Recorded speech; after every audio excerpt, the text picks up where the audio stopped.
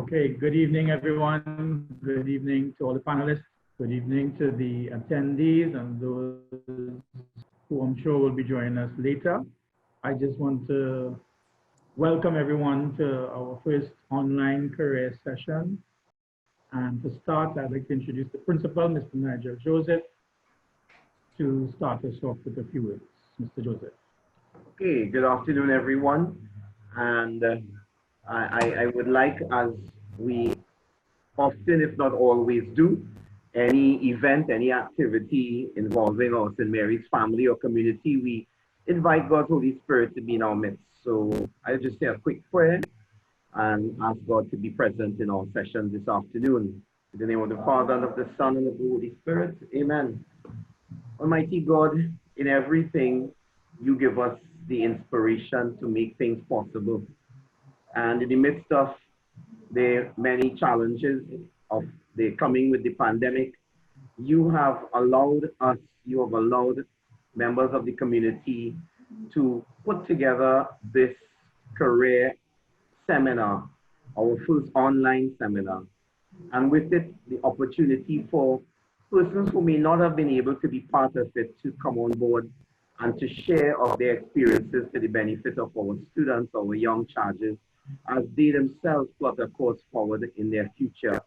We pray, O Lord God, that indeed today's sessions and the remaining sessions for the balance of the week may in fact be successful and may in fact be a seed planting experience for many of those who may come on, who may sign on, and that it will indeed help them in their journey towards a career path and finding something that brings joy and brings success to them and those in their community.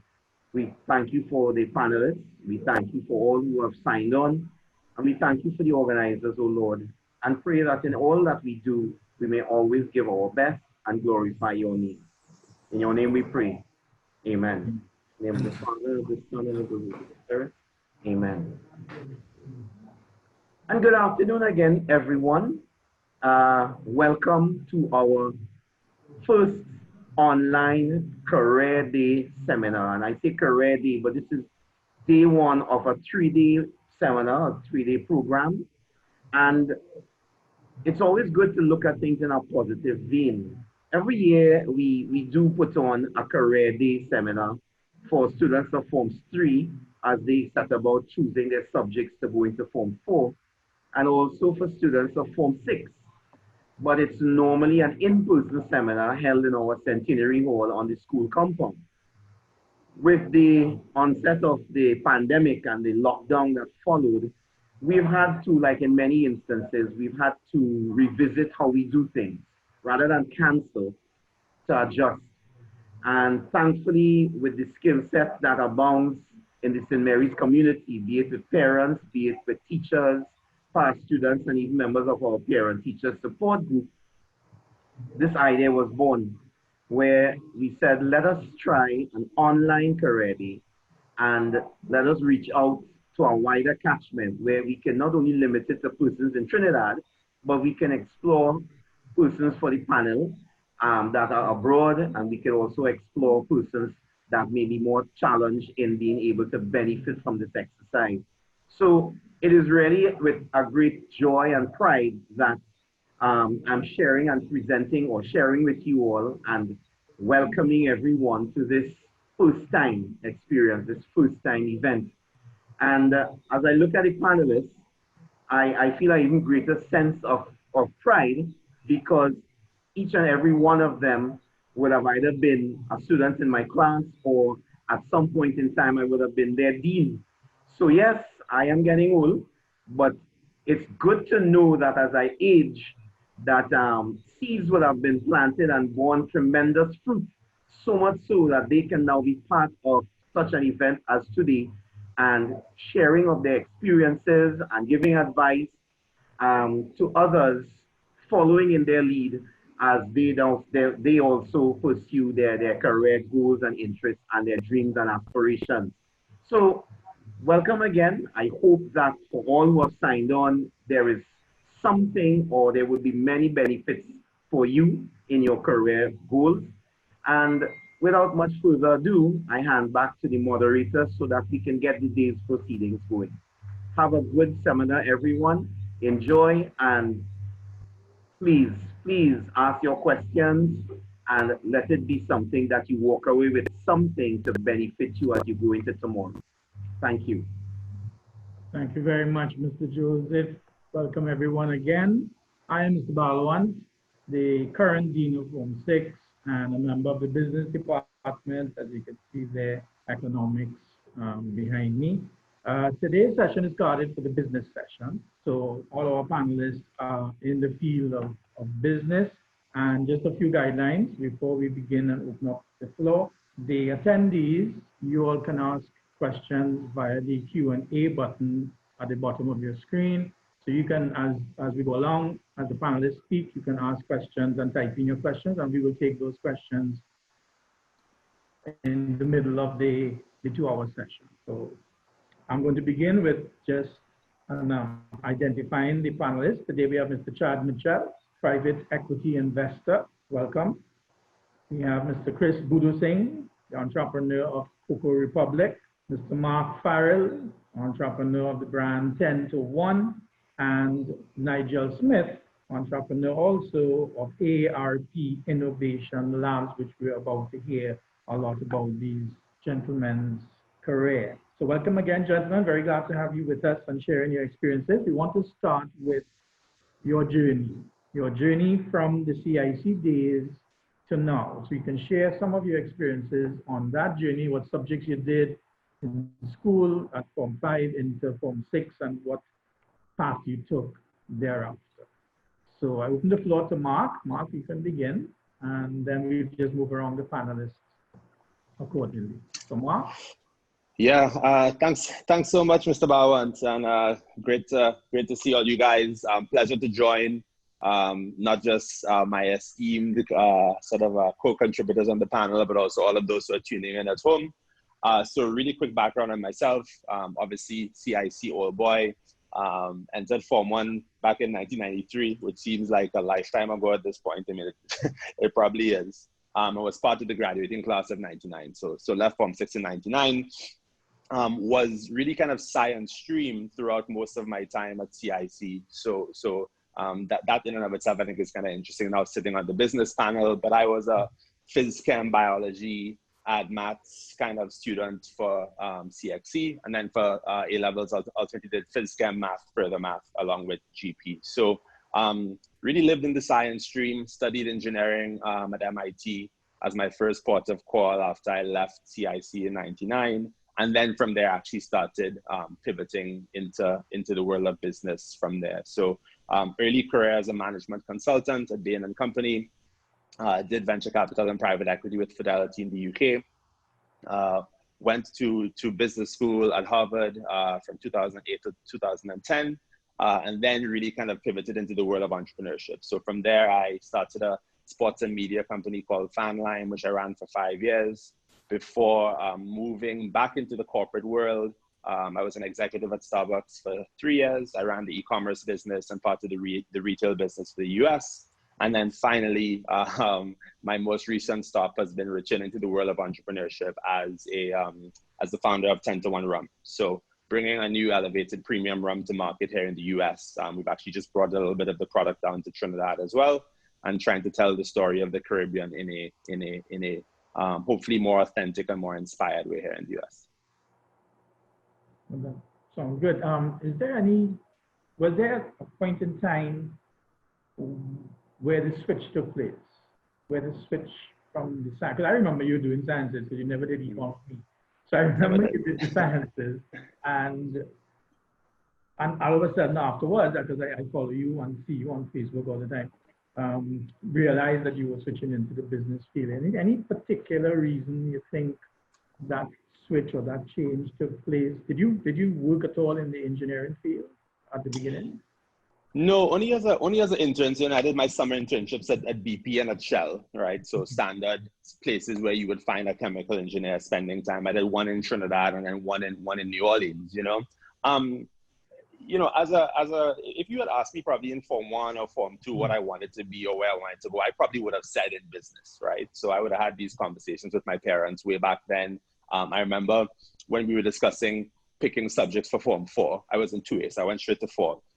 But having that conversation, I actually wanted to do more business. And the advice that I got from my parents at the time was, it is much easier to start in science and engineering and then pivot to business later on. You can get an MBA, you can do those kinds of things. It's harder to start in business and then decide later on you want to go into science, right? And so I always had in the back of my mind that maybe later on I would do something entrepreneurial or go get an MBA. But the grounding of the sciences and the math and stuff that I did in CIC days, I think has actually been super instrumental in the path that I've taken since then, right? You always talk about the value of having a very, very strong analytical platform and foundation for whatever it is you're going to go do, right? I think you'll find a lot of consultants, management consultants, a lot of investors are all from the world of science and engineering, right? So I don't necessarily sit down and like open up books and look at molecules and talk about compounds anymore, but that background does still have some relevance even with what I do today. That's great. That's great. That's great information for the guys who are actually listening and looking to choose subjects. You know, it's going to be really instrumental. Chad, so let's hear your journey. Yeah, absolutely. Thanks so much for having me. Honored to be here, surrounded by former Saints, and I think oftentimes being in the US for a significant portion of time, you can kind of be removed from these stories of being at CIC and diligently doing homework that have created the foundation for you to be doing the kinds of things that you're doing today. And so this has been a really timely and helpful reminder of that. But in giving my background, went to CIC starting, I think, in about 2003, went down the sciences route, but similarly thinking about it as creating a very interesting and solid foundation for entering the business world. And then through CIC was able to get an open scholar that got me funding to go to school in the US. First stop was at Stanford, where I did engineering. From Stanford, I went into investment banking world and then into private equity world. And then from private equity world, where I was investing in or buying businesses across technology and consumer retail and healthcare, back into Stanford's ecosystem, doing an MBA, where I'm continuing to work for the fund, but also thinking about doing something a little bit more entrepreneurial. Okay, great. So again, another science background that you think played an instrumental role in you venturing out into the equity world. So you think it had a lot of strength in doing sciences, even though you're now into the business field, as Marc was saying. Yeah? Definitely, and I'd stress that you can't go wrong in deciding between a business background and a science background at this stage in thinking about going into business later on in life. I think you end up with different foundations. And so for me, coming from the world of sciences, I think that my competitive edge relative to the people that I work around and spend my time with is a really solid analytical foundation. And it allows me to think about solving problems in a slightly different way than someone who perhaps through the social sciences and or business is able to. And so want to stress that neither path is necessarily better than the other, but ultimately give you different foundations to go into the world that you want to end up in. Sure. Thank you very much. And Nigel, your experiences? So Razat Taz, I am thrilled to be here. Thanks for having me. So I'll share my so my background is a little bit, I don't know, different, atypical. And so first of all, I have a very, very, very humble background. So where I grew up has been a from what I've been reading in the last couple of days, a lot of heat happening. I am from East Port of Spain. I grew up on George Street, and I spent 16 years of my life there.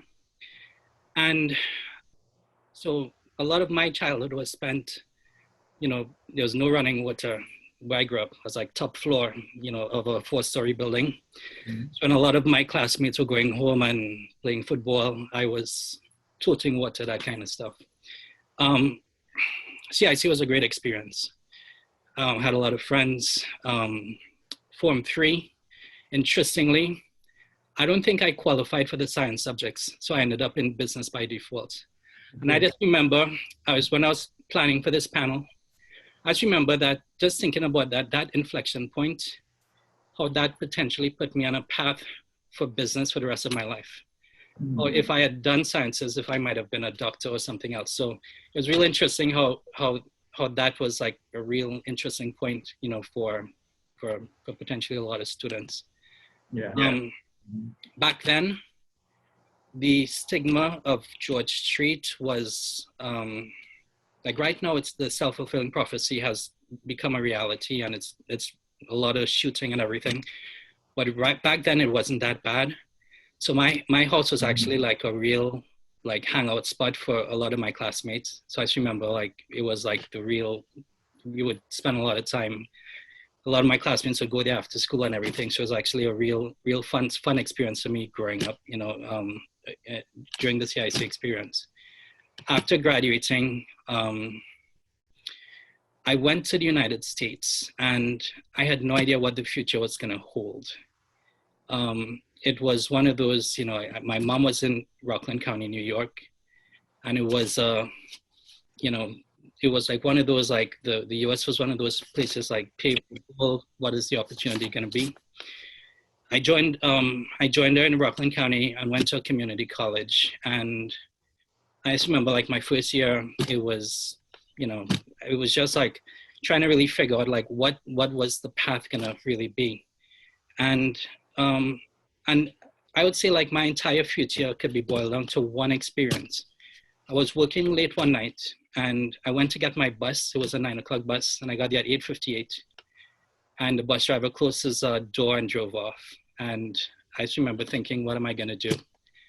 I looked up and I saw a sign, and I saw college recruiting fair 5 to 9. I was like, well, I have nothing else to do. So I went down, and folks were breaking down their boots, and I remember seeing a sign for Howard University.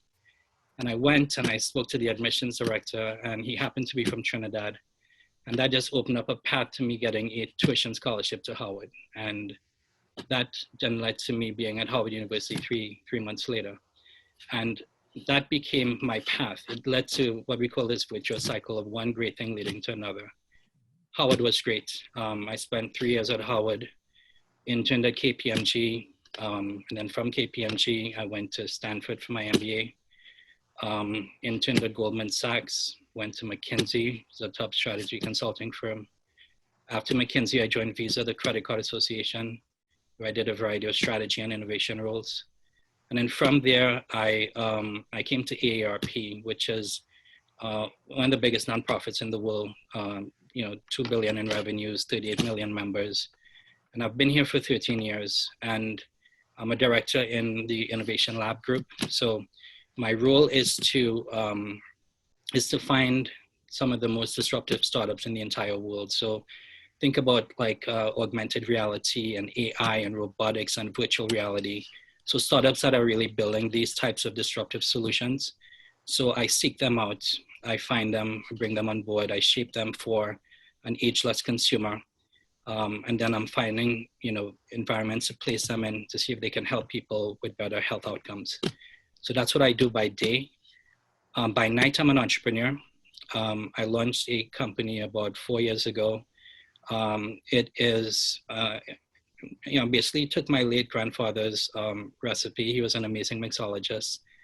I wanted to do something that can, it's almost like to pay honor to him, but also to almost create some sort of legacy from George Street as well. So it's a mixer that's called Serena. It's named after my 2 daughters. Market could probably do something really phenomenal with your drink. And it really mixes with just about any drink that's out there. So that's been on market for the last 3 years, and I'm going through that entrepreneurial ride. And I also sit on the board of Tattle and Tattle Life. So those are the many things that I do. So I'm literally living a portfolio life today. So that's been my journey. Great, sounds great, Nigel.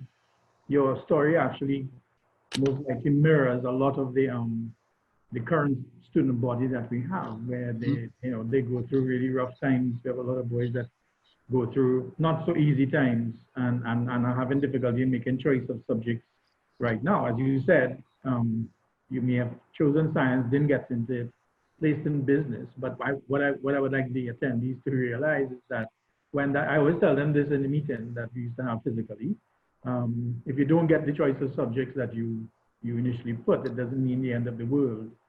It means that path, you just have to forge your way down that path. And I think you're showing to be a perfect example of how you can forge your way down that path. And when opportunities present itself, as you said, when you were by the bus shed, you just have to seize the opportunity. So it's great that they can hear this, because every year we get an oversubscription of science. There's an oversubscription of those who want to do science, and not everybody can get to do science. So some are going to be placed in business, and some are going to be placed in modern studies. So thank you very much for your experience. We'll come back to you on other issues. Chris, let's hear your journey. Yeah, so I mean, my story is pretty similar to what you've heard here.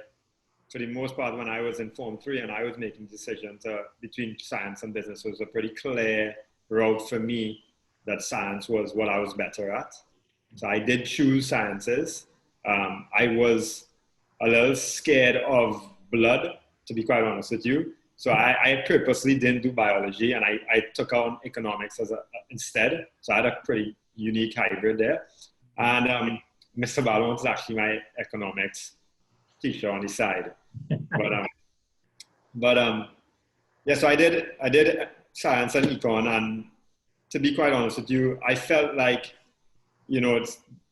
science for me was, led a lot of the this chemistry, physics, and the maths, even though it wasn't the basic elements that we learned there.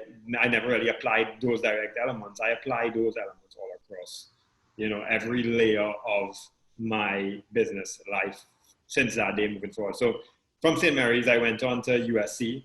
My dad did not want me to do businesses because I wanted to do business in school. So after I did St. Mary's, I wanted to do business. So instead, I had to take engineering because I was forced to, and I adopted finance as a double major in order to fulfill my personal desire, with my parents' desire for me to do engineering. My dad being a businessman, he felt, well, there's nothing you can learn in business school that I can't teach you, right?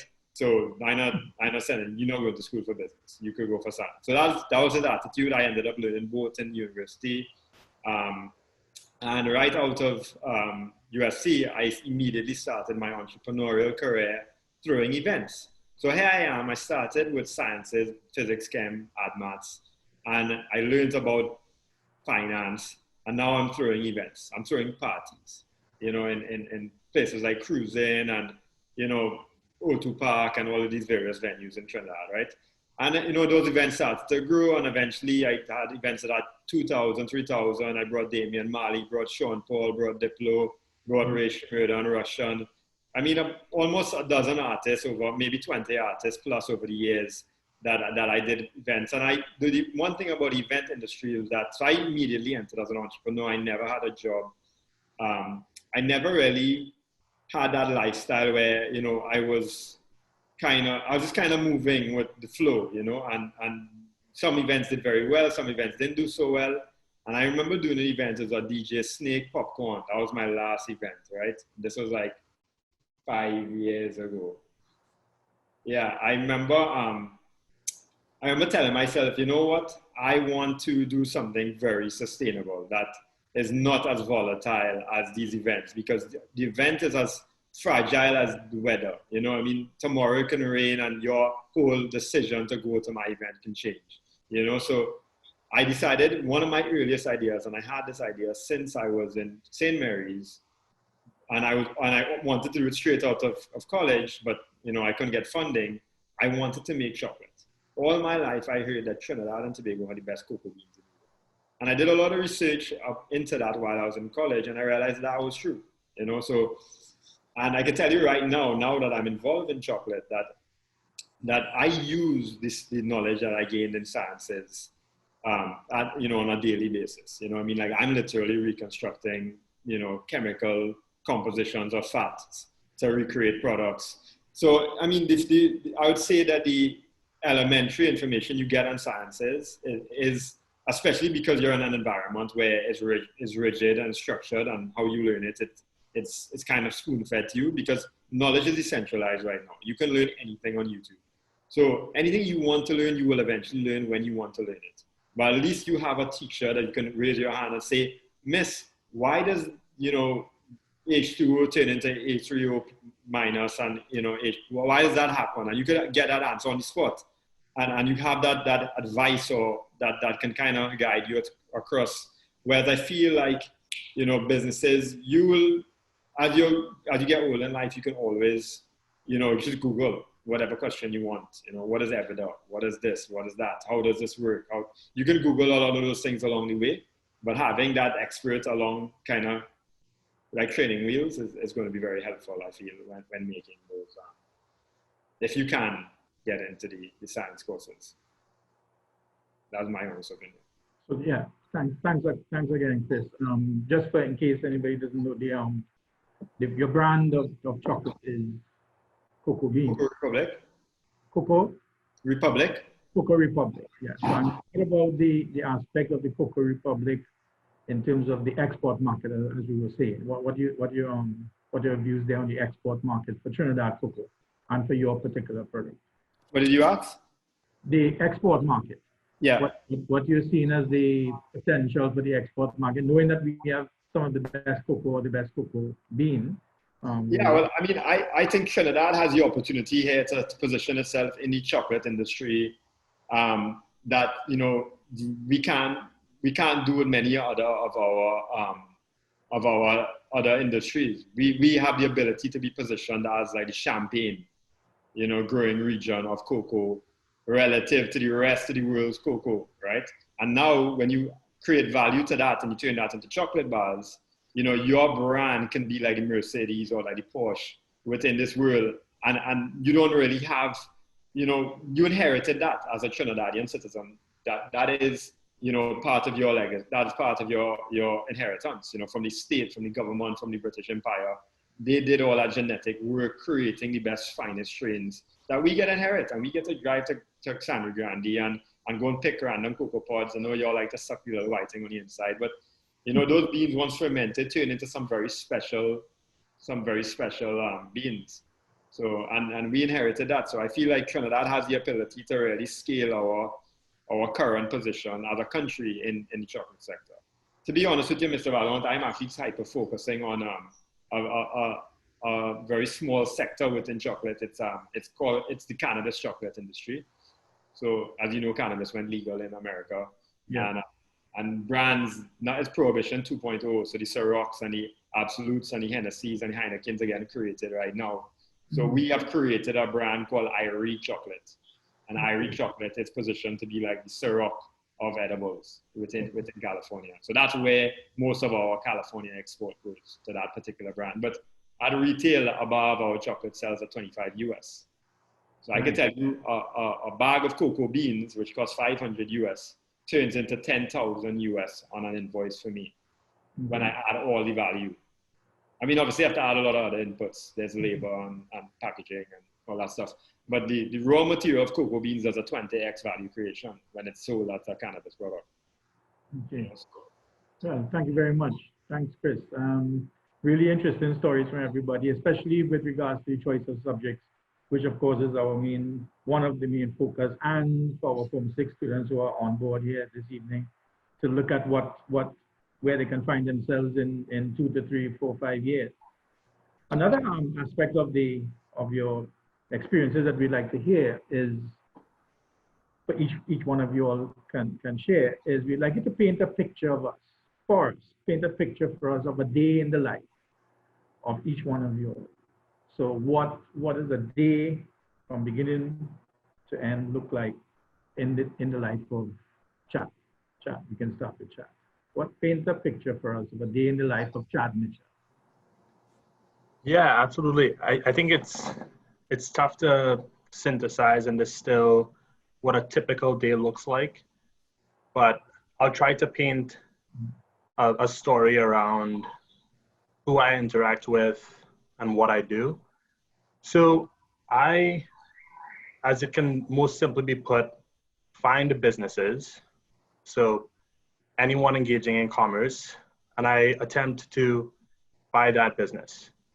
So to put it into the context of Trinidad and maybe some of the names that people know very well, it would be like Chris's business, which is a chocolate business that is generating some amount of revenue and some amount of profit that I'm interested in owning, and that theoretically Chris is no longer interested in being the main owner of. And what I do day to day is I jump on the phone and I have conversations with the owners of businesses to figure out how we might engage in that type of a transaction. So at what price they'd like to sell their business and in what time frame. And I think most importantly, what it would look like for me to operate that business once it's been acquired or purchased. And then if we kind of get aligned on all of those questions, then the transaction takes place and the business has a completely new owner. Okay, good. Nigel, what does a day in the life of your career look like? It's incredibly insane, and it feels like I get busier as life goes on. So I mean, let's say today, started at 9 o'clock. It was a team, just like an all team gathering, and it was just, you know, making sure that it was a huddle, just making sure that we were just aware of what everyone is really focusing on, and what we've been doing as well as a team is just, it's kind of touchy-feely-ish, but making sure that we're all in a good emotional spot with regards to COVID-19 and the social unrest that's happening within the US. I had a couple of touch points with the CEOs of my startups, just to make sure that they're happy with the services we are providing, and just to troubleshoot as well, you know, a couple of issues. I try to coach them as well, you know, just from, you know, some of the decisions they're making strategically, and just making sure that they're also from being business ready as well. So there's a lot of coaching that's involved with the startups and handholding. So that's a big part of what I do. I had a business development meeting with a big potential client. So again, what I try to do is find the environments where I can place my startups so that they can be tested for clinical efficacy. So I had a meeting with a senior person within one of these potential organizations, just to introduce the concept of, here are some startups we can bring to your organization, and here's what the benefits that this can lead to. So that went really well, and it's leading to a follow-up discussion with his leadership team. Then I'm having this discussion with you guys right now. Yeah. And then once a day is done, that's when my entrepreneurial responsibilities begin. I am going to follow up with my team. We're going to do some launches on our social platform. So there's, you know, that's when like part 2 begins. And then, you know, of course I have to spend time with my kids because they're 8 and they're 12 and they want daddy time. And I need to figure out what I'm getting my wife for our wedding anniversary on July 5th. Otherwise, I'm in big trouble. So there's all that pressure as well. So life is busy. I'm constantly juggling a lot of balls, but it's, you know, I wouldn't trade anything in the world. So Great. What I was reading up on the bio for AARP. What do you mean by the hatchery? So the hatchery, and here, see my hatch. Yes. So the hatchery is the name of our innovation lab space. So it's a 10,000 square foot lab space that's adjacent to our headquarters. And within the hatchery is where we have our product development team, as well as our design team. And, you know, it's where we host a lot of startups, and, you know, we host a lot of events as well. Yeah. Okay. Before I move on to Chris, I just want the attendees to remember that you can start shooting your questions. We will look at it we will start looking at it after Chris provides his day, what the day in life of Chris Boodoosingh looks like. Yeah, I mean, thanks. So a typical day for me, I mean, I woke up this morning, I went straight to the factory, looked at some orders that were getting created for our export next week. You know, I was on the phone with some farmers talking about, you know, how crops looking coming in over the next couple of months. Tomorrow I have to go on a private yacht with one of the largest farm owners. He has like 1,000-acre farm. So he's like, come down the islands with me. So my day starts with, you know, so I have no 2 days are alike, you know, every day, like after like last night, this is my day yesterday. I'll show you a nice little video. I don't know to, so me and my daughter making prototypes. She's helping me. She's helping me. You my elf. I think Santa Claus and make a chocolate elf. So that's me prototyping a new Milo that we just did, right? So we're releasing that in 2 weeks. So you're gonna see some powdered beverages that Cocoa Republic's releasing. All of our products are vegan, right? So we find substitutes to create milk-like texture and recipes, you know. So yeah, yesterday was prototyping. Today was this factory. Tomorrow it's client relationship, supplier relationship management. You know, every day, no 2 days are alike for me. I just kind of do what's the next biggest problem. You know, don't tell me what was working, tell me what was broken. And I wake up every day trying to fix that. So Good. Nice to hear. Brevat, in terms of the questions on that you want to pass on the questions now? Yeah, sure.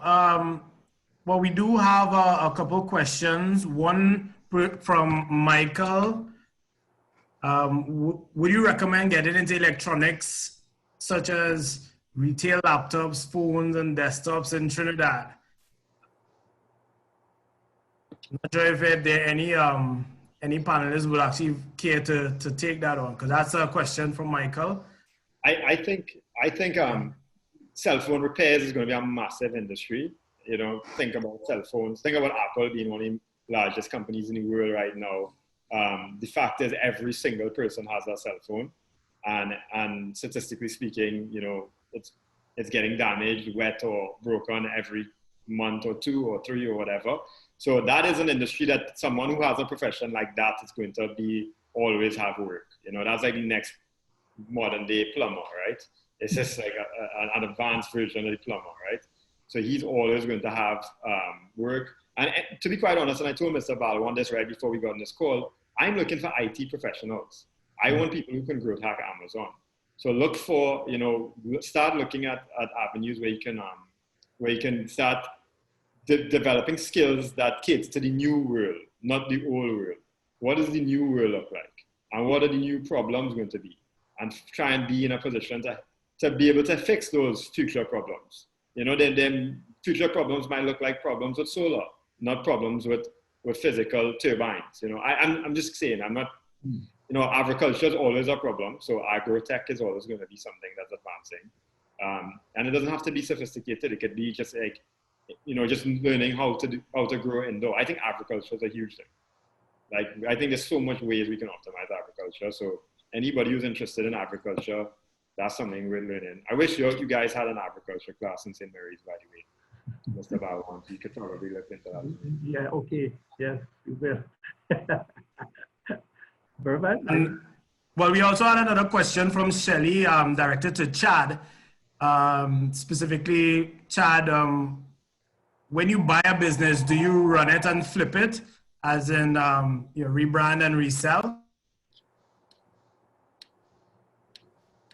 That's a really good question. I think that to answer it may be helpful to talk about the types of investing or purchasing that I've done historically. So I think the two main styles that people have are finding an incredible entrepreneur with a really quickly growing business into a very exciting opportunity and buying a minority ownership in that business so that you can partner alongside that entrepreneur as they continue to scale. And I think that to the extent that you feel like you can find the entrepreneur and you can find alignment between entrepreneur and opportunity at the right price, then that can be an incredible way to do business. And I've done that before and continue to do it. The second bucket is around finding a business that you'd like to own entirely. And to your question, you can decide if you want to own it outright and rebrand it and flip it. But you might also decide that you want to own that business into perpetuity. And what I've done historically is buy businesses and sort of fix them and then flip them. What I plan on doing, hopefully for the rest of my life, is buying businesses that you'd like to own into perpetuity, because I think that when you are buying a business in that philosophy, you ultimately treat it in exactly the right way. You think about your employees and your customers and your suppliers as though you're building a relationship into perpetuity, and I think you make better decisions then for the business that you own.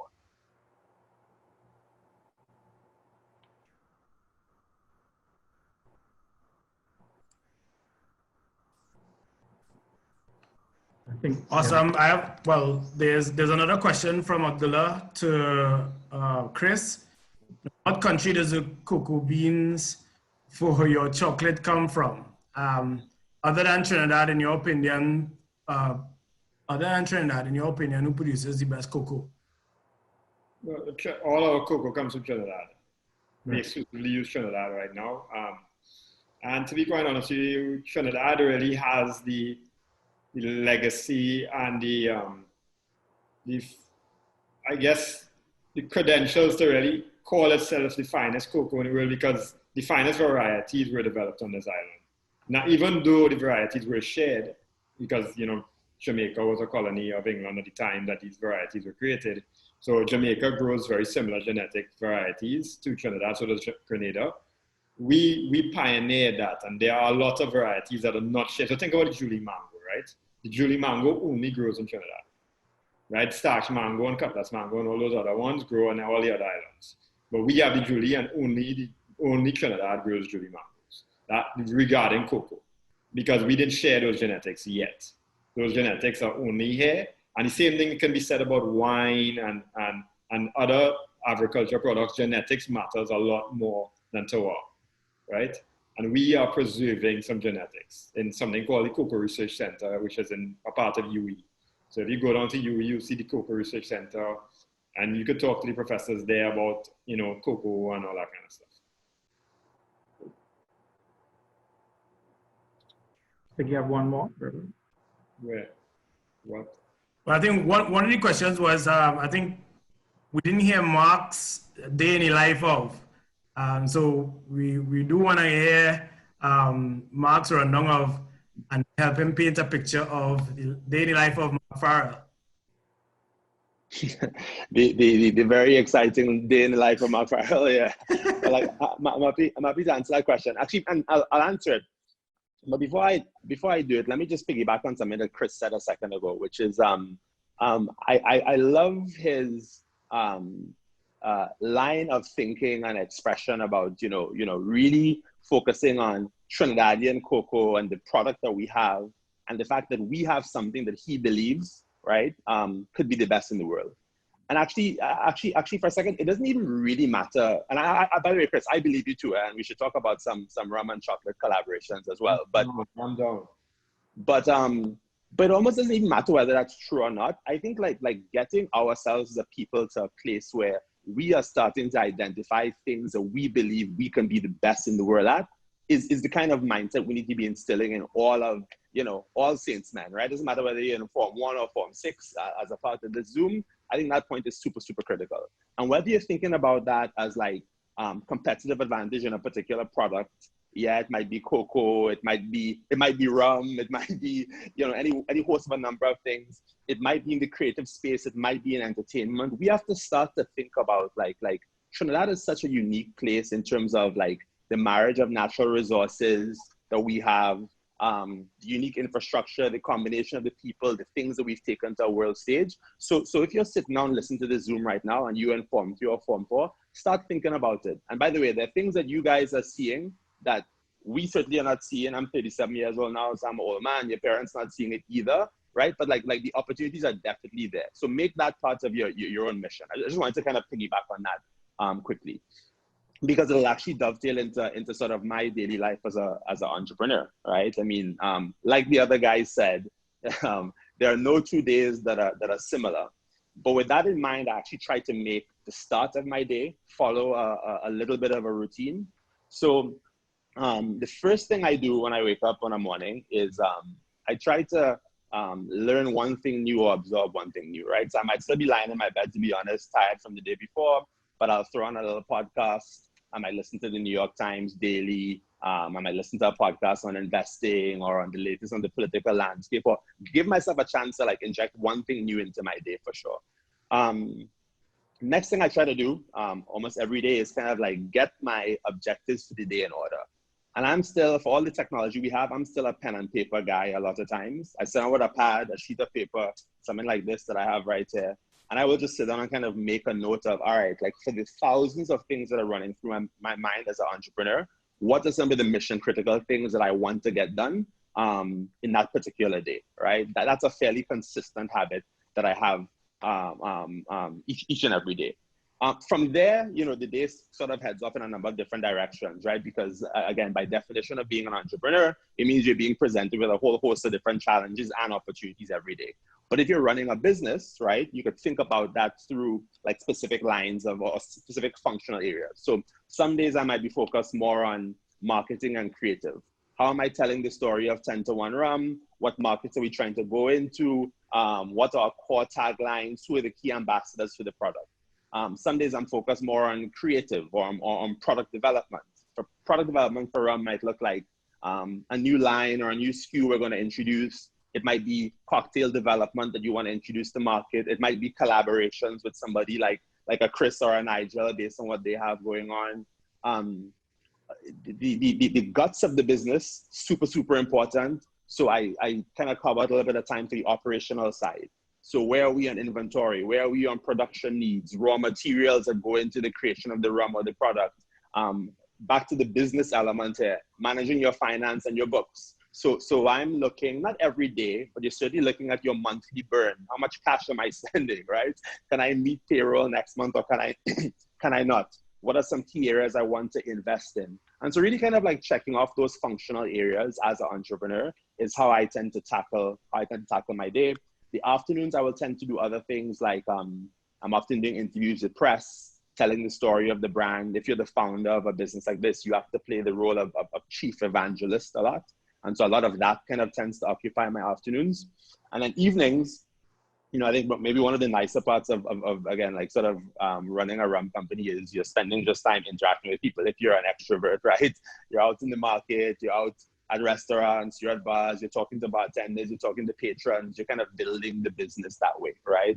It very much is a roll up your sleeves business in terms of account by account, city by city, in addition to all of the press and the headlines and stuff that you want to get as well. So that's kind of how I would break down my daily life across those different elements of entrepreneurial activity. I just want to quickly follow up on Marc's comment that was piggybacked on Chris's comment. You'd be surprised how far your pride flows. I mean, in my apartment in New York, there's a bottle of 10 to 1 that was a gift from a friend named Ryan Percy, who's also a Saints man. Oh, that's There probably still a couple boxes of Cocoa Republic from Chris. Whether they're empty because we've eaten all of them out, doesn't matter. The fact is it's on the desk, and anytime somebody comes over to my house for dinner, they see those two brands. And for a country of 1 million people, I couldn't tell you the number of times I meet people who tell me that they know a Trinidadian. And even within the Trinidadian ecosystem, know a Saints man. So So just want to reiterate what Marc said and what Chris has been saying about just take pride in your country, take pride in being a saints man. It goes really far. Yeah. I mean, Chad is the one that actually taught me this one lesson. What is your unfair competitive advantage? When you are starting a business, identify that moat, that protection that you have that no one can invade. Well, it's fairly difficult. A lot of resources are required to invade. And like what Marc is doing with the rum, he's coming with the Caribbean identity, which is pretty hard for a European to come with a rum that has an identity, that has any kind of legacy, right? Or it's similar to what I'm doing with chocolate is, you're using your unfair competitive advantages to your advantage, which is why, setting up hotels on the beach makes sense in the Caribbean, because we have nice, pretty beaches, right? You won't do that if you was located in Russia. They have beaches too, but it's just not pretty. So, use what's your advantage, identify, and your advantage changes because it's not just Trinidadian advantages, your family advantages, your native advantages that you learn from your relatives. You might have had an uncle that was into something that you learned about. So there's something that that's inherent to you that, you have an advantage over other people. Like, use those things. Look around and look at the hand that you have and what hand can you make with that. You know what I mean? And that's going to change by person. So I won't say everybody should pick a direction. You know what I mean? Like sciences, businesses, or any of that. Look at your hand. Your hand is different. Your hand is always going to be changing as well. So, I thought I wanted to be a businessman that was going to be in tech. Look at me now, I'm manufacturing chocolate. So the reality of the situation is, sometimes you might be headed in one direction. And guess what? I dropped out of computer science in St. Mary's, and then I became a self-taught programmer because I needed to learn that coding afterwards. So the reality situation is, what you think you're going to do in life is probably not what you're going to end up doing. I know doctors that became lawyers, and I know lawyers that became businessmen, So the key is, and like Marc said, I think the key is also to keep an open mind to always learning. It doesn't matter. It could be, right now I'm learning to grow indoor strawberries. I mean, that just happens to be a little hobby of mine, indoor agriculture, because I believe Trinidad is suitable due to our energy. Once again, our unfair competitive advantage, we have the cheapest energy cost. But the point is, I'm always learning, and maybe 3-4 months from now, it could be Spanish. And then 3-4 months from now, it could be some other skill set, it could be learning to row a boat. I don't know. But keep that idea open that learning is not only restricted to school. Learning is a part of life that school just kind of builds the habit that you keep for the rest of your life, So let me build on that. I mean, one thing that I think is real important is that leave CIC with confidence.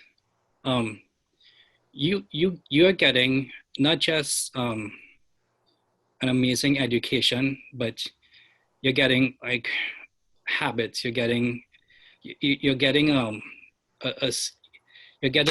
it's not just like the fish, but how to fish. It's when I went to the US, school for the first couple of years was a breeze. It was just like, it was such an easy transition for me because I felt like I had such an amazing foundation, coming from St. Mary's, and it just felt like the fundamentals was there, but the transition for me, just coming from that, the background, the backdrop of St. Mary's College was amazing. And the support structures, I had night school with Mr. Raja. There were certain things that was just there that it just kind of instilled in me the discipline of studying late, getting ready, getting prepared, and you kind of just leave with that confidence, knowing that you're just so much better prepared than most to just be successful in the world. So that's one point. The second thing, and this is a little bit shared, a little bit of my AARP knowledge. So some pre-COVID facts, right? We were looking at an aging revolution. I don't know how COVID has impacted this, but at least in the United States, 10,000 people a day were turning 65. Fastest growing age demographic, people over 85, second fastest people over 100. If you were 10, you had a 1 in 2 chance of living till 104. Again, I'm not sure how COVID may have impacted these numbers, but the whole point is, at least in the US, people were projected to live really long, right? And I'm sure there are probably similar numbers in Trinidad or around the world.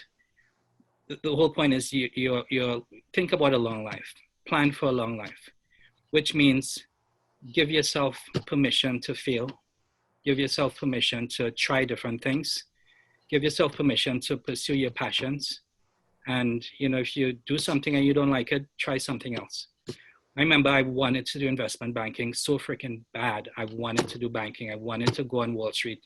I got to Goldman Sachs and it was just like 20 hours a day. And I was like, this just isn't for me. And I did something else, you know.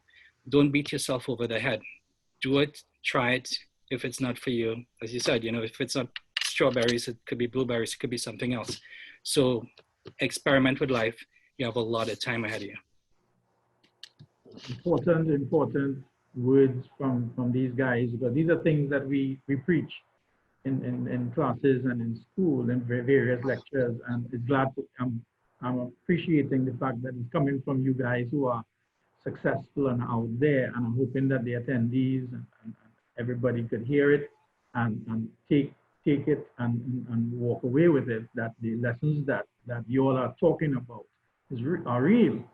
And it's what we want them to get out of this session. So I'm really, really glad for the words that you all just expressed there. And it really was leading us into the next section that we were planning to do, but you touched on some of the ideas, which would have been, what are some general tips that you would give to students who are on the verge of selecting subjects into Form 4? And I know some of you all touched on it, but if anybody would like to jump into it even further, because many of them, as I think Chris said, many of them do not know what they want to do. Not too clear, as you probably were at that age, not too clear on what they want to do, on deliberating very heavily on choosing these subjects. Are there any tips that you think you can just throw out based on your own experience and where you've reached to the parents and the guys who are selecting subjects in the next week or two they have to select? You know what? Just pick something that you really love, because honestly, don't let anybody influence you on what you should do. Because if you really love it, honest to God, you'll put your heart and soul into it, and you'll find your own ways of growing, and you will learn what you need to learn as you need to learn it along life, right? You don't let somebody tell you need to know this. You need to learn maths. You need to learn, you know, econ. You need to learn computer science. All of those subjects have been forced on me, right? And the reality situation, you will learn what you need to learn through life. But if you really like something and you want to learn that, you'll find your opportunities within that space, right? Don't pick something because relatives, which is usually a big factor at your age. Relatives are telling you, do this, do that. No, if you don't like that, don't do it, Fred. Honestly, you will learn what you need to learn later on. Yeah, I mean, I generally agree with Chris there, right? I mean, I think the single most critical ingredient at any stage in your life, whether you're in Form 3, Form 6, or beyond, is going to be about passion, right? So, you know, find anything that you love the most. And by the way, you can reserve the right to change that choice later on. If you ask me what I wanted to be 20 years ago, if you asked me what I wanted to be 5 years ago, by the way, the answer was probably a little bit different, right? And it's going to change and evolve over time. But you find it in everything, right? Pick your favorite football player, pick your favorite musician, pick your favorite entrepreneur, your favorite activist. The thing that they all have in common is passion, right? So if any parents are tuning in right now, certainly if any students are listening in, I would kind of rank order with that first. And then I think, yeah, I mean, do have a conversation with your parents and your relatives. You know, they may see things in you that you haven't seen in yourself, right? I mean, we're not going to discount the experience of those who might have been on Earth a little bit longer than us. And so I would take those things into account, but certainly kind of with passion as that primary anchor. And the one other thing that I would say is actually all three of Chris, Chad, and Nigel kind of mentioned this in varying ways, right? But just to sort of strike the balance between finding value in the subject matter versus exploring practical opportunities that might exist outside of like the schoolyard, right?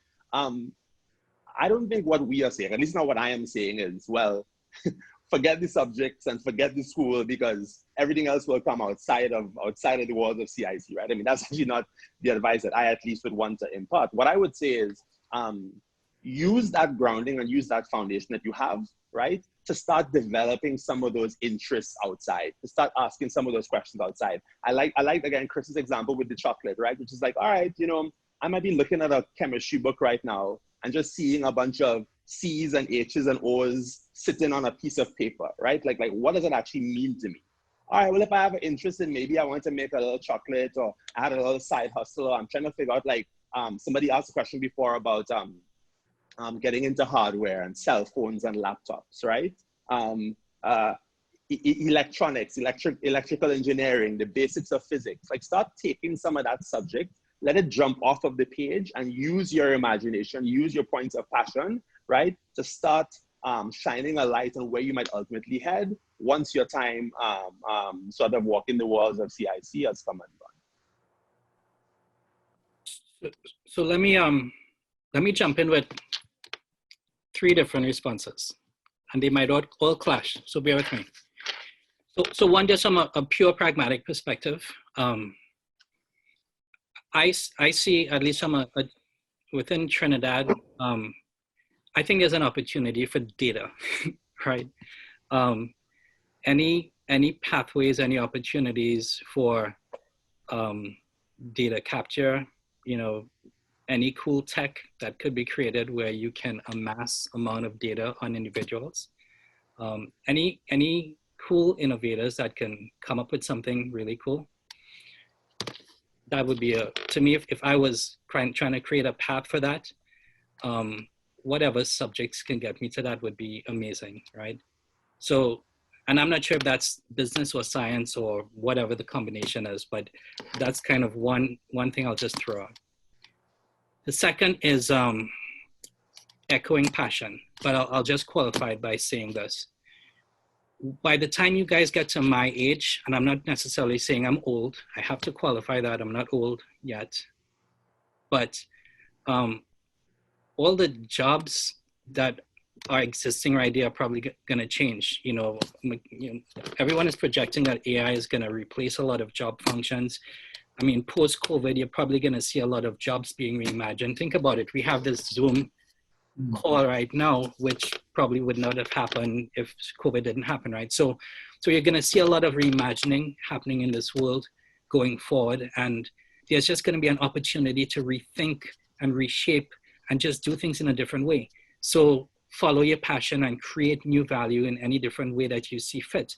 And whatever your subjects are, leverage that to your best advantage. So again, if you're excited about the businesses or the sciences or econ or whatever it may be, use that to get you to where you need to get to, right?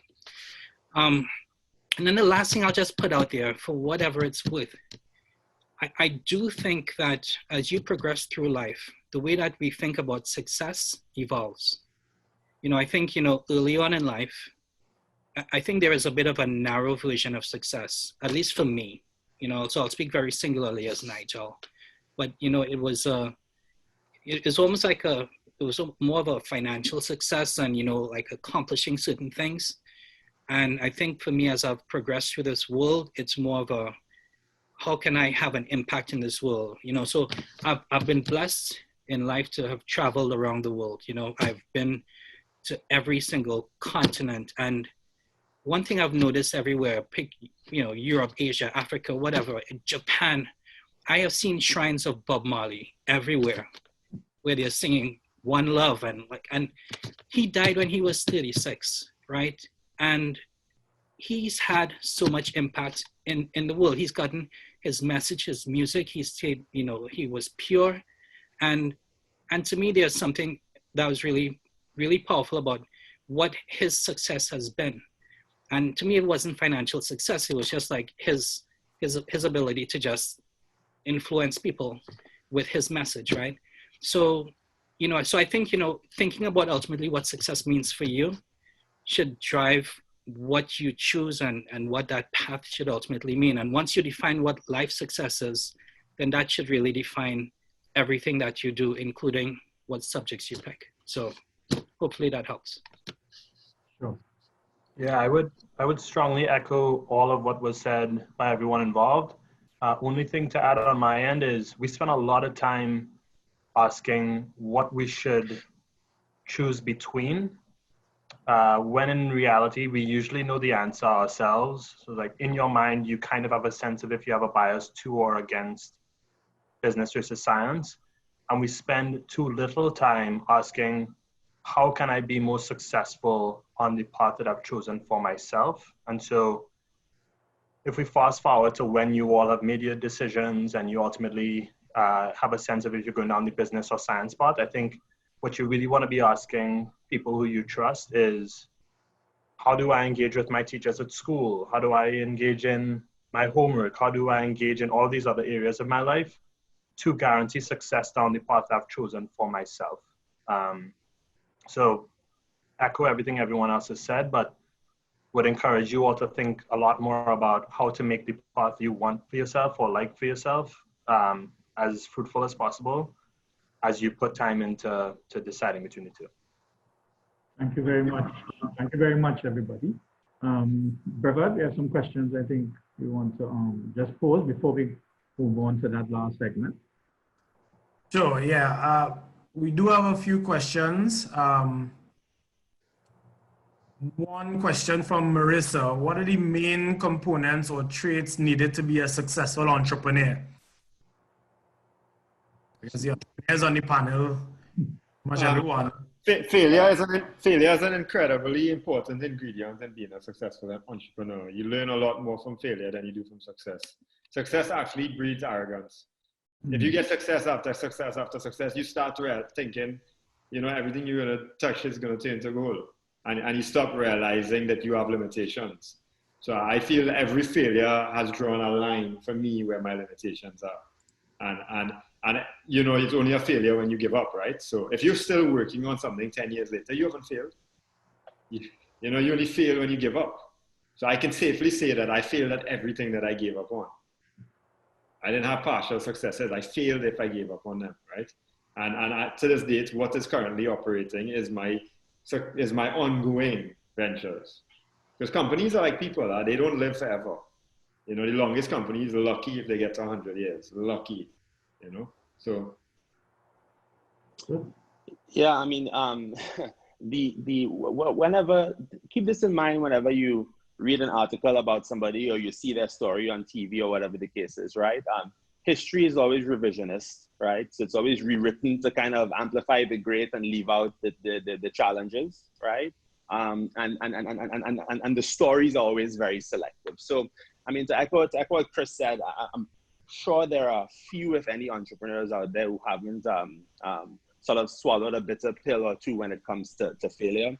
I mean, again, I was just going to share in my own context, the startup that I had right out of business school, you know, loved building the business, loved building the brand. It was in the sports and media space, like I mentioned. I always tell people, I worked harder on that one business than I've worked on everything else in my life combined. CIC, MIT, Harvard, everything else. And it didn't work, right? And a lot of people try to sugarcoat the outcomes of businesses. Well, you know, I didn't quite have the exit I intended, or you spin some story as to what ultimately became of it. It did not work, quite frankly, right? And up until that point, was lucky to have a track record of a lot of very successful steps along the way. And that was super, super hard to deal with, right? But it has steeled me in a way that I, you know, would take a couple hours to fully sort of articulate and express. But I think kind of once you've sort of seen the bottom of the abyss and you kind of have a better sense of what failure looks like and feels like, it gives you a different sense of courage as an entrepreneur, right? Like when I wake up on a morning now, I have no fear of failure. Not because I'm not conscious of the fact that what I'm doing might fail. I'm just not afraid of it, right? And so my approach to that world is just very, very different now. So I think ingredients for success, well, not ingredients for success as an entrepreneur, but ingredients to go tackle the world of entrepreneurship. I think embracing and acknowledging that sort of path of failure, it makes a massive difference. And then I would kind of add to that really sort of like a general curiosity and a desire to build and to contribute, right? I mean, by definition, an entrepreneur is someone who sees a gap in a market somewhere, right? Well, I see that they've always done it like this, but what if I did it like this instead? What if I told the story this way?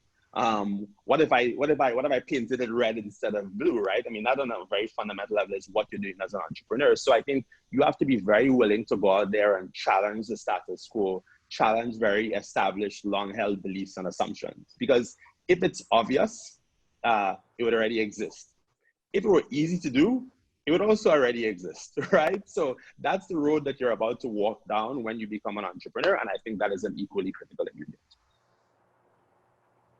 So let me jump in. So I would say four things, so for me, just looking at it as from the AARP Innovation Lab side, where we are basically investing in and bringing startups on board. You know, a lot of times it is really, we're looking at the person, and we're also looking at the opportunity as well. So it's kind of really two things. So one is it's you know, it's passion and influence, right? So, you know, how much passion is that person bringing to the table, and the influence, the ability to convey that vision in a really compelling way, and really get people on board with what they are seeing, that everyone gets excited, right? Agility is really important. You know, I think every startup that's out there should have had some sort of, you know, rethink of their business model when COVID happened, potentially rethought their business model with the social unrest that's happening. It's like, whenever there's anything that's, any externality, anything major happening in the economy, like, how are you stopping, rethinking, pivoting, adjusting as needed, and just being able to be as, you know, to be agile, because that's what you do. And honestly, big businesses need to be agile as well, not just startups. And then business acumen is just a really big thing when you're dealing with big organizations, being responsive, because a lot of big deals, and, you know, I see potentially falling through the cracks when just folks are not responsive and, you know, picking the wrong fights and so forth. But to me, those are like the four big things I've seen for entrepreneurs in success.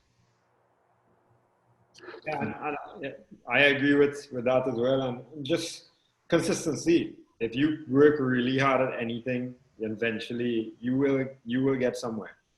May not get where you want to go or you thought you wanted to go, but if you keep working hard, the consistency will pay out. I've seen it, you know? So that's important as well. Any more questions we take in, Bertha? Sure, yeah, there's another question, and Nigel kind of alluded to it. One question is, how has COVID affected your business? Have you had to change your business model as a result? I'm sure pretty much all business owners, entrepreneurs have had to think through during this pandemic, how you need to pivot or adjust. So what about you and your business? What have you had to do? Yeah, I'm sure everybody has answered that one. I'll answer. I'll jump in for 10 to 1. You know, the short answer is yes, absolutely. When you are a young spirits brand, right? So you're not Grey Goose or Tito's or Bacardi in the US, or even if you're Angostura in Trinidad. 85-90% of your volume comes from bars, restaurants, hotels, right? So if those close, then a bunch of your volume suddenly goes away, literally overnight, right? Like somebody just stopped the wheel and put it on pause. So that was a major moment for us. And as we were kind of all talking about before with regards to like the value of that entrepreneurial experience, I think my approach to that was just very different than maybe it would have been 5 years ago, because literally the only thing that I saw was opportunity, right? There's no panic. Let's just figure out, well, all right, what do we do instead, right? And so what it has done is it's actually given us an opportunity to go build new channels of growth that I wouldn't have had time to pursue if I was on the everyday treadmill of bars and restaurants and hotels and trade and all of that stuff. So what have we done in the last 3 months? We've spun up e-commerce for 10 to 1, which is very difficult to do in spirits because of all the regulation, but we got a V1 up in a couple of weeks. We're launching V2 next week, which allows us to deliver to all 50 states in the US. We've pursued a lot of partnerships. I think partnerships can be a very interesting approach in this world to kind of drive new volume for the business. So I'm always looking out there like, yo, who can I find or who can I identify that I can sort of introduce 10 to 1 to that will help them to kind of bring it to a new audience. And we've had actually, I think, a lot of very encouraging success in that realm. And number 3 is what we're doing right now, this world of Zoom. So I'm saying to myself, okay, you know, people aren't going back to the office for the foreseeable future. This Zoom thing is here to stay. Actually, I've had a couple of funny sidebar conversations with my dad about this Zoom thing. But whereas people used to do happy hours going to a bar 3 or 4 months ago, if I said to you all, yo, let's get together and do a virtual happy hour, 6 months ago you'd have looked at me a little sideways, right? Like that's not something I'm interested in, not an idea I want to pursue, but not as what people are doing. So we've actually been spinning up this whole machine of doing virtual happy hours and cocktail classes and tastings and stuff to bring 10 to 1 into your living room, right? And people are much more willing to do that today than they were 6 months ago, 12 months ago. And all 3 of those things that I just mentioned, by the way, just to kind of point out, are not transient things, right? So you're not saying, all right, well, one channel has closed to me, let me figure out what I can do just to kind of triage and pass the time for the next 3 months. Those are all things that will have permanence, right? E-commerce, here to stay. Partnerships certainly can be here to stay. And then this new virtual universe that we have, here to stay. So you use that as an opportunity, right? COVID is the ultimate version of life has given you some lemons, right? Try to figure out how you can make some lemonade out of that. And that's certainly been our approach. Hey, that's my line. You're stealing my lemonade line. Sorry, Nigel, you can't have all the quotables. You know, I have to take one or two. So let me give two quick examples. So as in the United States, I'm not sure if you guys are aware, but there's been real disproportionate impact of COVID-19 on Black and Brown populations, and African Americans have been especially hard hit. So they've been 5 times more likely to be hospitalized, and fatalities have been 2.3 times more likely to have had a fatality. So we've accelerated doing some clinical studies with taking some high-tech solutions like robotic devices, putting it into marginalized communities, so medically underserved communities in DC. So it's a big partnership with Howard University, and to really test clinical efficacy, to see if that can really help with clinical outcomes. And if it works, that can potentially be scaled up, and really helping folks who have diabetes manage their diabetes levels better and so forth. So this is something that I'm not sure if it's ever been done. So we are kind of really ahead of the curve in trying to do something like this within the US. So that's one thing that's live, that's happening right now. From a Zarina perspective, this was the year for me to get my product on like cruise ships and everything. So it was like a whole B2B strategy that we've had to be agile and do that whole repivoting. So we've shifted focus to e-commerce. And an interesting opportunity happened. The laws have changed so that restaurants and bars can now actually deliver cocktails to folks at home in pouches. And so my product is actually an easy mixer. So we've actually been targeting restaurants that have actually let go of their craft bartenders, and now they need a simple mixer that they can easily mix cocktails and send it home. So that's actually opened up new doors. So we've actually been able to find new pathways for creating a viable opportunities as well. So there we go. Chad? I purposely wanted to go last on this one because we have a field of entrepreneurs and I spend most of my time in the investing world. But what I'll say is that this is the best time to be an investor, because ultimately the most important thing that you are evaluating when you are investing in a business is the people who are involved. And this is an environment that is riddled with risk and requires people to be versatile, and one in which if someone has decided to stick through it as an entrepreneur at this time and is surviving, they're probably one of the highest quality entrepreneurs that you can find. And so in a kind of paradoxical way, when things are worst, you find the best entrepreneurs. And just to frame you all's mind around how that passes out in reality is, think about the businesses that are the brand names of your generation. the Lyfts, the Ubers, the Airbnbs, etc. Those businesses were started, call it 10 years ago, when we were coming out of the financial crisis, because those were a bunch of people who were just in their living rooms, in their garages, figuring out how to put their dreams into the world at a time when nobody was buying anything. So as an investor, not an entrepreneur, COVID is, while challenging, a really good time for people who really want to be in it. Yeah, I mean, I'll be honest with you, this has been probably one of the best periods for us, growth-wise, as Josh just said. As they have risk in the environment, then they create opportunities as well. And I got quite lucky. I'm not going to use talent and say that I'm smarter than anyone, but I got lucky because the cannabis industry saw growth and sales, and there's a big shift away from smokables towards edibles. So the entire sector got a lot of growth, and then my subsector got even more growth. So, we saw a lot of growth on that side. And then, this is where we took the opportunity to expand leverage our current assets and our distribution and basically hit the distribution game hard in Trinidad and Tobago, leverage our networks in Jamaica, took our IP for the vegan milk and then turned it into an ice cream. So during this time, I mean, a lot of more creation was done and more development was done. And I think this month will probably be better than any quarter I've ever had. And the next quarter is going to be better than any year I've ever had. So we're basically seeing, rapid growth. I think COVID has been helping, not really hurting. But as I said, I got lucky with one of the factors. Some of it was good decision making, though. Yeah, interesting. And I chat on my advisory team, so Very good. Yeah, the same factor. That's the same factor.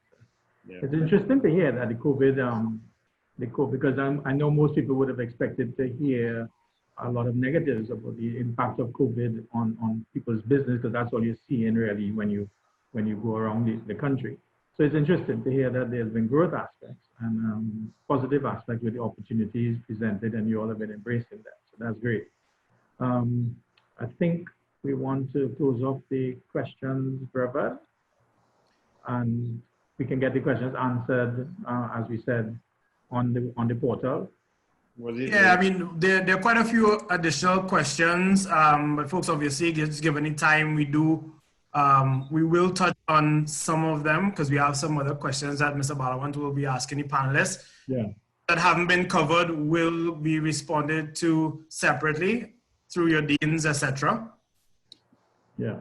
So for those of you who've asked questions that you didn't hear a response, we're gonna let the panelists respond and put it up on the portals, and you can always check it in your respective deans portals to get the responses. Because we do want to go on to another aspect, which is more or less closing off, but we want to get to a final aspect of the panel discussion, and that is to ask each one of you all, what is your most memorable Saints story, referring to anything from a time in class to playing on the field or playing in the big yard or prefect's concert or sports day, something that will be very relevant to the attendees, those who are currently in college, and of course, interest them. So we can go around the panel. Anybody wants to start first? What is your most memorable Saints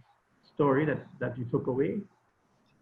Mine would have to be, I don't know if you all still have water bags in CIC, but we had a big water bag fight when I was in Form 1 or Form 2, where I have to say, like, at least 200 people from Form 4 to Form 6 and about the same from Form 1 to Form 3 were engaged in a water bag fight.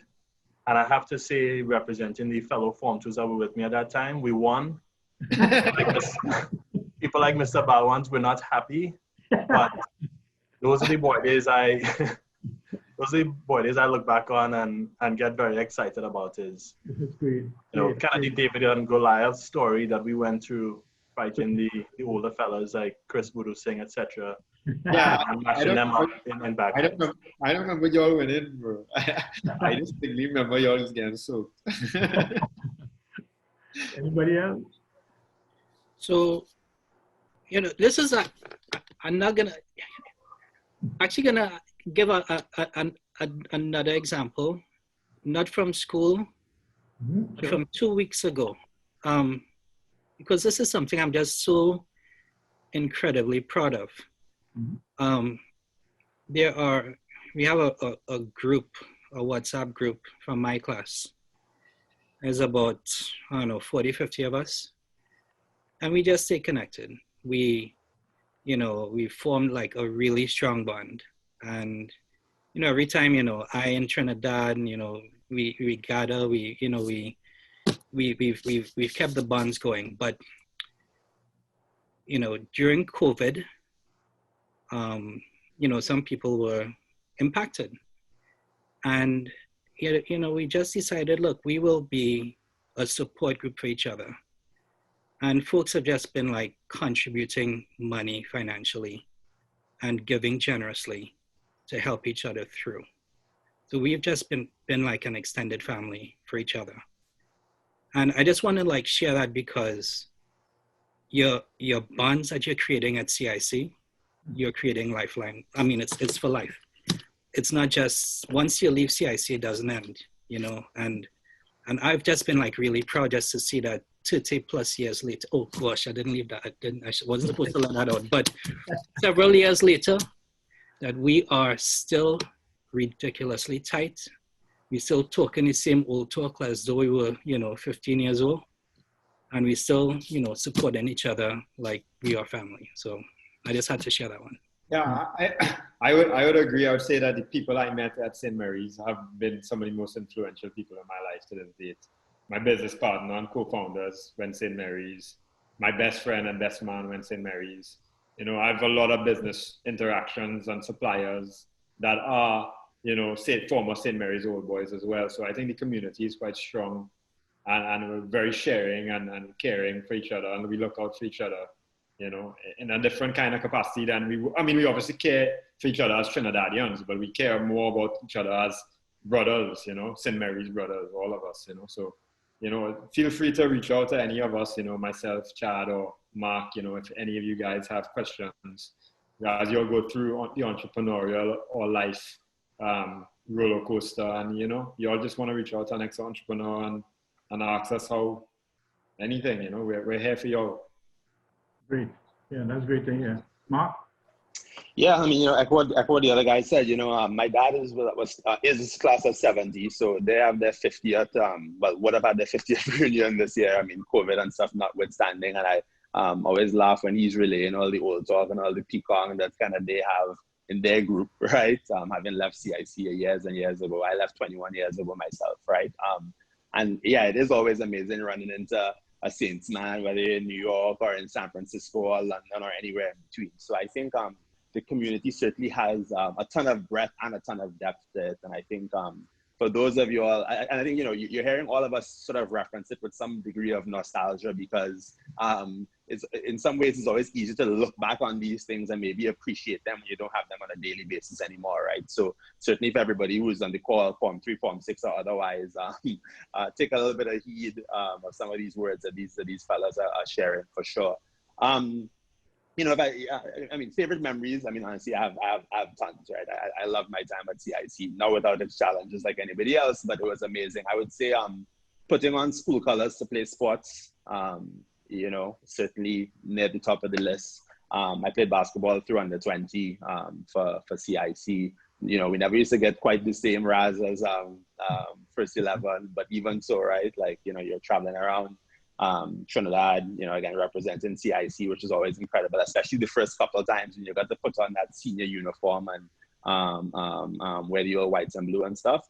And then I think our year, we also started, I'm not sure if you all still do the CIC fashion show, but our year was the first year that I launched this. So this is 22 years ago or something when we were in Form 5. And I'm reflecting on that because obviously it was around CIC Bazaar and all that stuff, which is always a big time in the calendar for all the fellas when you're growing up and stuff. But it was also a really cool entrepreneurial endeavor amongst the prefects and amongst the folks in our class, like very short space of time, pulling something together, doing it creatively, you know, getting buy-in from some skeptics amongst our teachers and deans and principals, and ultimately having a pretty incredible show, right? And of course, everybody likes having all the convent girls cheering for you when you're walking up and down that runway. So that was definitely a great memory for many reasons that I think I still cherish today. I remember that, Mark. I remember it's Contagious. It's called Contagious, exactly. Yeah. Michelle Ayangchi. Michelle Ayangchi. Yeah. That was the start. It went on for a few years, quite a few years. Yeah, it's no longer on. It evolved into many different formats to get outside of community. As it should. Yeah. But that's great. That's a great memory for real. So I think that's about it. It seems like we may be able to like squeeze in just a couple more questions because people have been sending them in. You know, one question from Kathy Ann. She said, how does someone with not much money be able to finance ideas like what you guys have shared, especially to start and grow a business? She made a point that entrepreneurship sounds costly, but not has access to these large loans and large income. So I think you guys might be able to shed some light on what is really required to start businesses and maybe dispel some myths as well. Well, here's one thing that I like to tell everybody, right? And this is, a lot of my friends have brought this to me. So the idea that, you know, it's hard to get money, right? Or let's just pick $1 million for a starting number, whatever currency you want to choose. The reality situation is you have a good idea and you think if you had $1 million, you could make $10 million, right? Well, theoretically speaking, if you had 100,000, you could make $1 million, right? If making $1 million, you can make 10. If you had 100, you can make $1 million even easier, right? And theoretically, if you had 10, you could make 100 even easier. Now, you might have to modify your business plan, or you might have to scale down, whatever the case is. The point is, there's probably a lower starting point than you think is what you need. And then the second thing is rallying your previous successes. Somebody from your previous history believes in you enough that they will invest in you, right? So you start small, you develop a reputation, and you leverage that reputation to attract more investors. And then, well, I reach the point where like banks are now begging me to possibly take loans from them, because the track record has reached the point where institutional will now talk to me. But at one point, no bank would have talked to me. I'll be honest with you, because I had no revenue.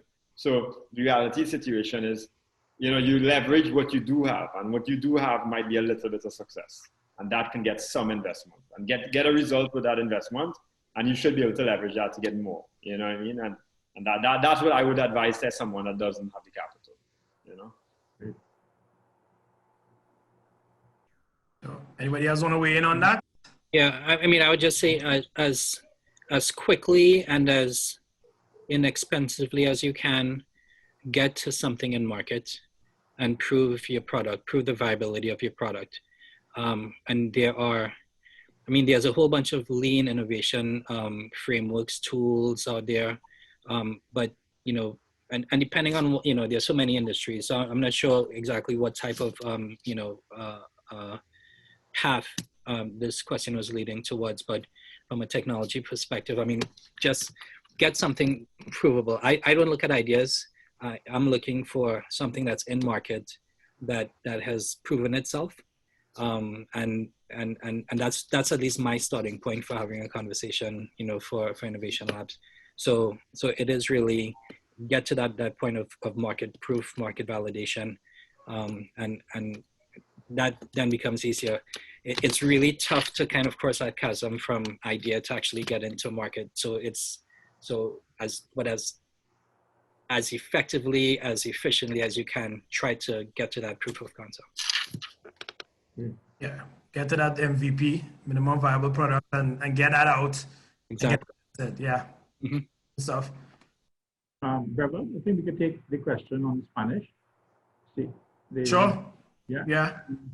There's a question from Mr. Weeks, Spanish teacher in the college. How important will you say having a second language is in pursuing a career in business? Any takers? I wish I learned Spanish, but.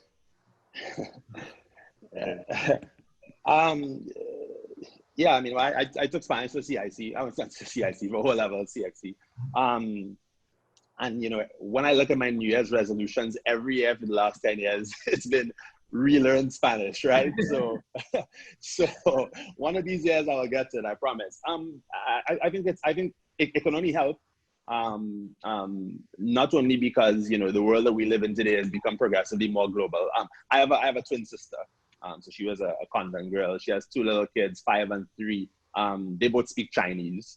She's always been a big lover of language, her and her husband. And so she believes in, you know, they have a Spanish nanny and they learn Chinese and they're kind of investing in the multiple language thing. I mean, the reality is, yeah, you know, it opens up your options or your alternatives. You decide you want to go work in Europe or, you know, if you believe in the emergence of China as the next global superpower, that might be different 15 years from now, by the way. So always hard to place those bets. But I think it certainly can aid you. And again, just as we were kind of talking about earlier on with regards to sort of like where you start is not necessarily where you finish, right? And so there is value in exposing yourself to whether it's another language, another culture, all of those things. I think you do see benefit that accrues to them. So I would say go for it if you can certainly add it to the roster. Sure. So I would say two things. You know, just want to echo that. You know, to become more of a global economy, any additional language skills will help. But I just have to put in the plug as the AARP guy.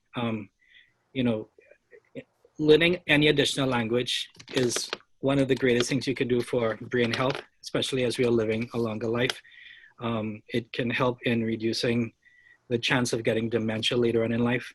So, you know, my two kids, they're both learning Spanish. I mean, and I'm purposely making sure that they're doing that because of what I've learned about reducing dementia. So the thing is the stuff that you're learning. So there's the functional and then there's the other benefits. So like the calculus you learn in school, it's helping you with critical thinking. The piano and the arts is helping the right side of your brain, you know, from a creativity perspective. So there's all of these benefits to your cognitive abilities when you learn different things that ultimately help you not just, you know, throughout life, but once you get later on in life. So I just have to say that, you know, the more languages you learn, it's gonna really pay off once you hit that 60, 70, 80 year mark.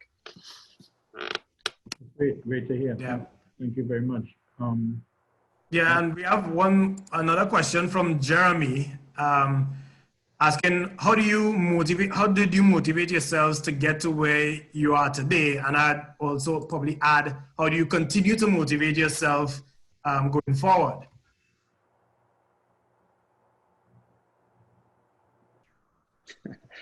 Well, I mean, I don't know who wants to answer that question. I'll answer it. How did I motivate myself? Honestly, a combination of self-motivation. I think certainly a lot of motivation from those around me, to be honest, right? I am lucky to have two exceptional parents who've been super caring from the day that me and my sister were born. I think they just invested an incredible amount in us. So I think anything any success I've had is to their credit. Any failure I've had is probably my fault, to be candid. You know, on a personal level, I've always been hungry to do and to build and to create, right? I think even back in CIC days, I had pretty big dreams. And I think one thing that I've always said is growing up in a place like Trinidad actually affords a luxury that I think we don't always fully acknowledge. And I kind of describe it as this effect of sort of looking up at the world, right? Like, you know, when I was in Trinidad and CIC in the 90s and you come home and maybe, you know, you're looking at CNN or you're looking at cable or something in the US or BBC, you can develop some perspective on what's happening in the broader world around you, in addition to having an understanding, of course, of like the everyday culture that you are a part of, right? And I think it creates a level of resourcefulness in us. I think it emboldens a certain amount of creativity in us that I think we sometimes take for granted. Trinis see a lot, and we actually end up having our hands in a lot of things. And I think once you begin to reframe that as a positive and as an opportunity and as a catalyst to really kind of do more, I think it just kind of unlocks a different level of ambition in you, you know? And, you know, even when I tell the story about 10 to 1 right now, when I graduated from business school, I finished Harvard in 2010.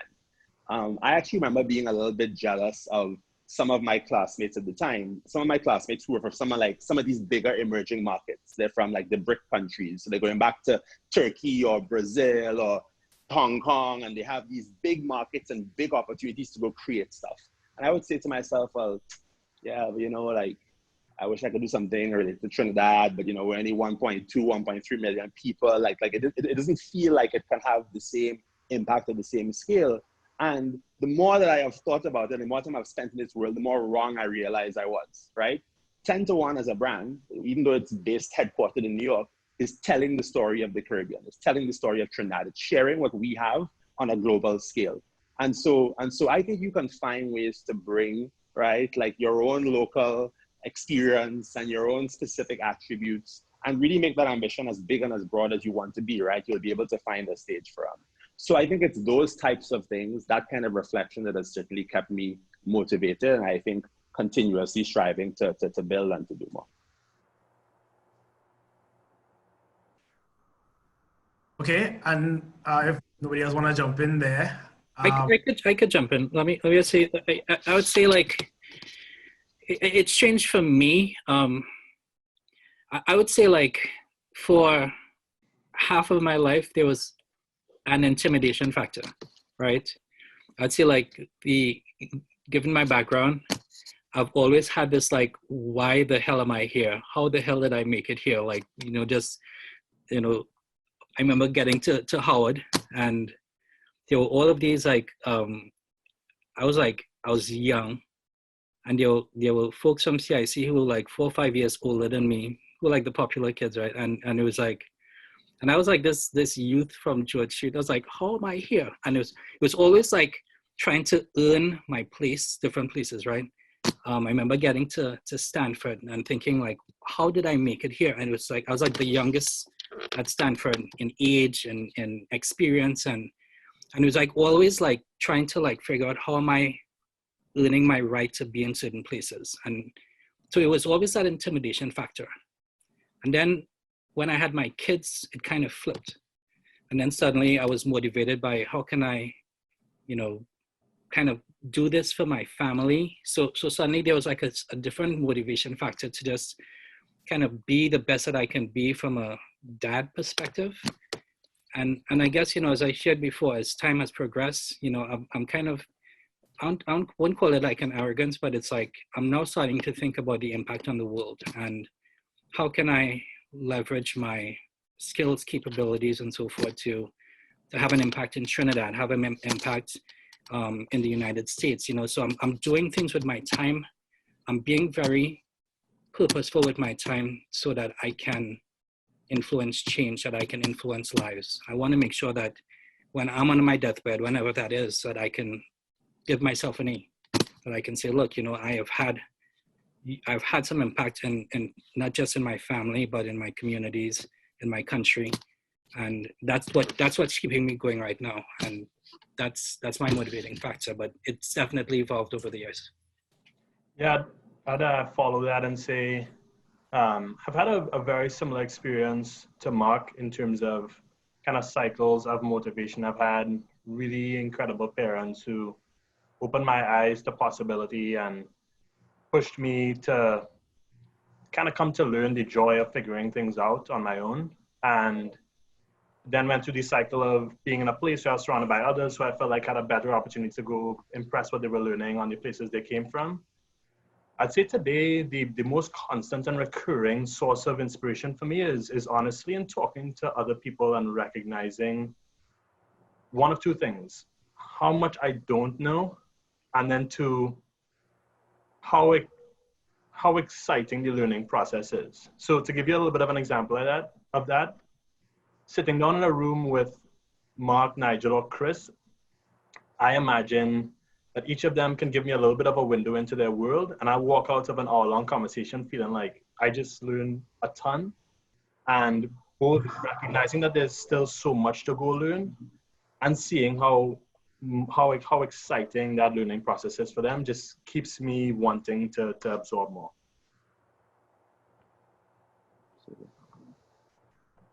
And I guess one last question, just looking at our time.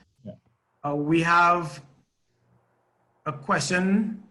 If you could go back in time, what advice would you give your 16-year-old self?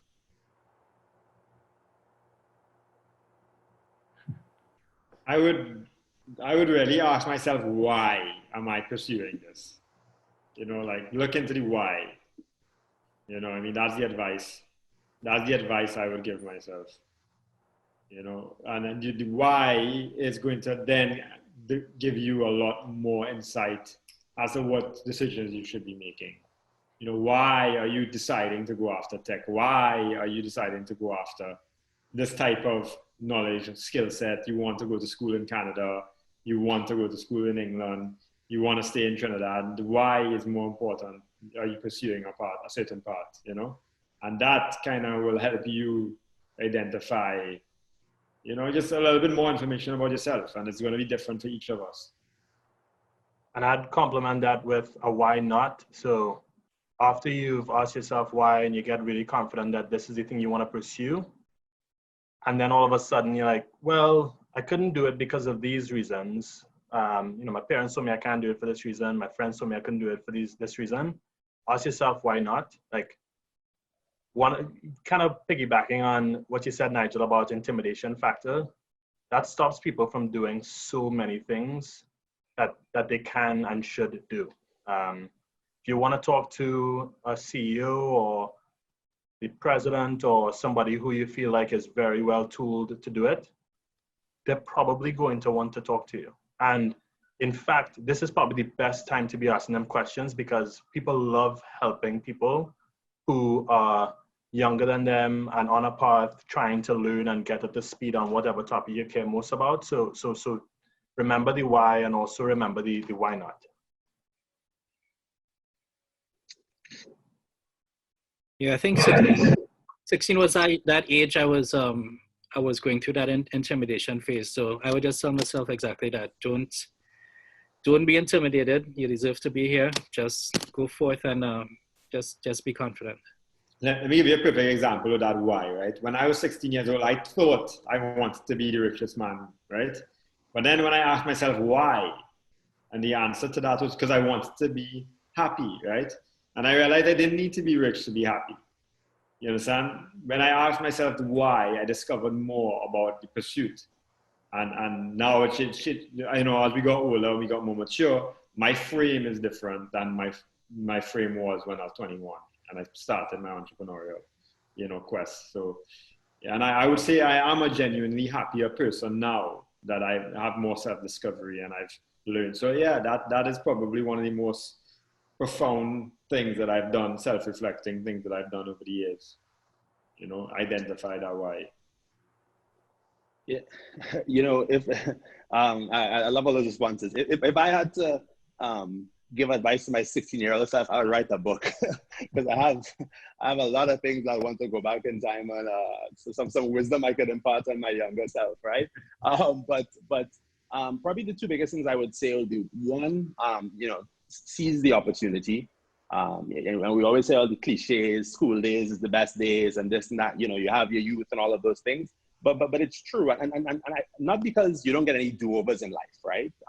You can always learn, you can always evolve, you can always change. But each of those moments is an opportunity to learn, to experience, to try something new, you know? And so savor those moments that you have in school around this time with the people you're surrounded with, the teachers you have the luxury of being taught by, and really make sure you seize all of those opportunities, make the most of them.